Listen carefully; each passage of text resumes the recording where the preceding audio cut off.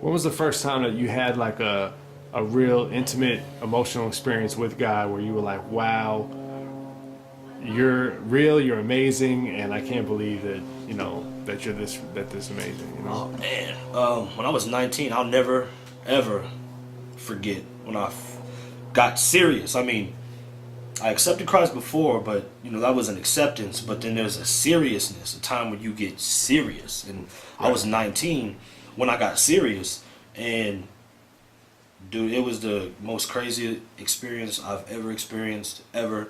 And if anybody watches this video, if you've taken a courtesy fall, never ever take another courtesy fall. From the time you hear this, for the rest of your life, never courtesy fall.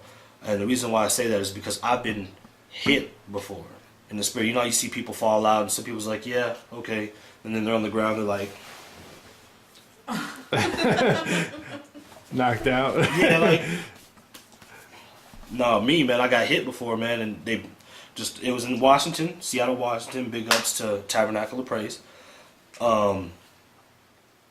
Pastor Evans was like, I was telling me, hey, I smoke weed, I'm in my word, and weed is of the earth, and I still, get my relationship and my read on with Christ, what I'm saying? That don't make me no less of a believer, and blah, blah, blah, blah.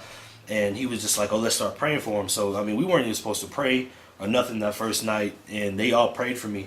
Next thing I know, man, I like bowed my head to accept the prayer and whatnot, and then I woke up crying and shaking. Like, I was like, man, what the heck? And I remember thinking, like, man, why am I shaking and crying for? And I tried to stop.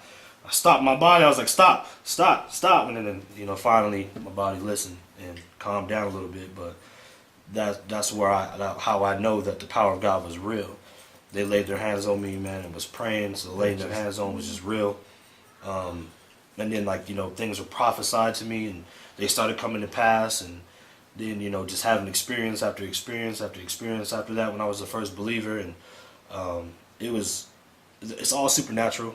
I can't explain it. Mm-hmm. Even before that time when I was 18, I had an experience talking to my cousin on the phone, and I had this crazy dream, and I called him. He was the first person I called, and I told him about my dream. And next thing I know, I'm in the middle of telling him the dream. He starts reading the Bible. Next thing I know, we both just wake up. Like, something put us to sleep. And made everything like how we normally keep it. And I know I didn't fall asleep because I was listening to him read. Next thing I know, I woke up in the morning like this. Like, what the heck? I was like, where's my phone at? You know what I'm saying? And it was like right back on the side. And he woke up the same way too, except his Bible was closed. Because he was reading, and then the Bible, he woke up just like that, but the Bible was closed and his phone was where he always puts it. We didn't go to sleep that night. And but something definitely put us to sleep, and that was like, I guess the start of supernatural stuff starting to happen. It's crazy. Yeah, man. People, and you can take it like I'm you crazy. You sure you want man. me to put this video out? Put it on, man. Put it on. People need to hear this stuff, man, because everybody talk about the spiritual realm, but then when you experience it, it's a whole nother thing. Mm-hmm. Like, I don't know if my wife, if she's cool with this, but her mom dealt with demonic possession before. Mm-hmm. And her and her sisters used to play with this demon and tell the secrets. Mm-hmm. Right? So it's like people need to understand that we look at everything, even though we hear this, the Bible tells us that this battle is not of the flesh, but we're battling things in the spiritual realm. People would read that, but I don't think people really understand it. So it's like, when I look back at my experiences, like, okay, that was weird. How did this happen? Okay, that was weird. Like, why would somebody do this, or why would I fall asleep and not know I fell asleep? Like, why would this stuff happen? And it's spiritual stuff we don't understand, but sure. It's definitely a real spiritual battle. Totally off subject. No, I mean, this is all good stuff, and like, the more people I interview, I get some of the craziest stories I've ever heard, and probably some of you guys watching this video were like, he's lying. What? That dude's a liar. No, I'm not lying, dude. You Yeah. know me, I'm not a liar. You know what I'm saying? I don't lie. You know what I'm saying? So how has God changed your life in the biggest way? Like, looking back, like where you're at now, where you're going, what is the biggest change that you've seen in your life? Myself personally, I guess I would be the biggest change in my life would be me. Just coming from a family of pride, a family full of people who get addicted to substances, not crack, like pills and stuff like that, and alcohol and gambling, and sex and stuff like that. I'm a product of that. You know what I'm saying? So me myself, just making everything Christ-like. You know, choosing to put Christ in my life and the way I you know, want to raise my family is in Christ. You know, God blessed me with my wife. When we both prophesied that before we even was talking, which is the crazy thing. But like, just me myself choosing to do this thing and give it back to Christ. You know what I'm saying? So that'll be the biggest change, would be myself. You know what I'm saying? And you know, just Christ working on my inside. Sure. On a scale from 1 to 10, 10 being holy, pure, perfect, how would you rate your relationship with God today? Honestly, the number that comes up, it would probably be a 7.